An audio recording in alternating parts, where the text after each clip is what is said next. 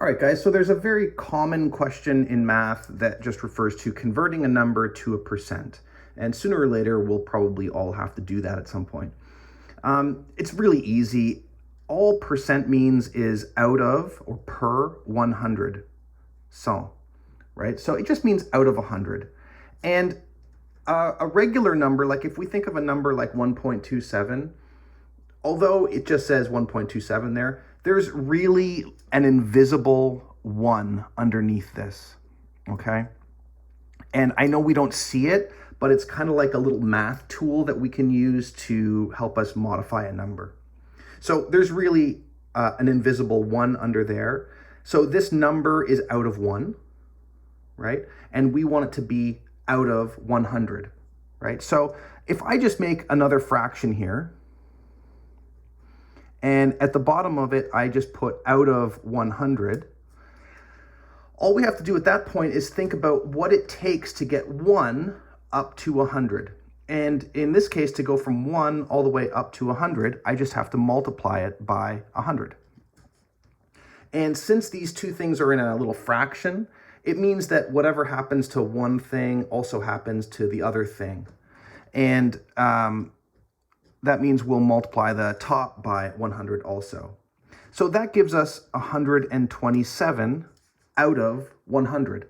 If it's out of 100, we can express it as a percent, 127%. Now, I know you might not be, using numbers that are higher than 100%. Very often it's hard to get that score on a test or something or on a course.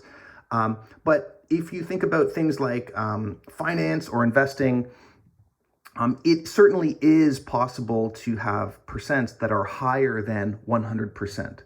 So, if you're in business, higher than 100%, that might be relatively normal. And this conversion process is the same no matter what the number is. So like if we had something like 0.03, for instance, we can still remember that there is an invisible 1 underneath that. And instead of out of 1, we want it to be out of 100. So we would multiply by 100. And that means we're doing the same to the top.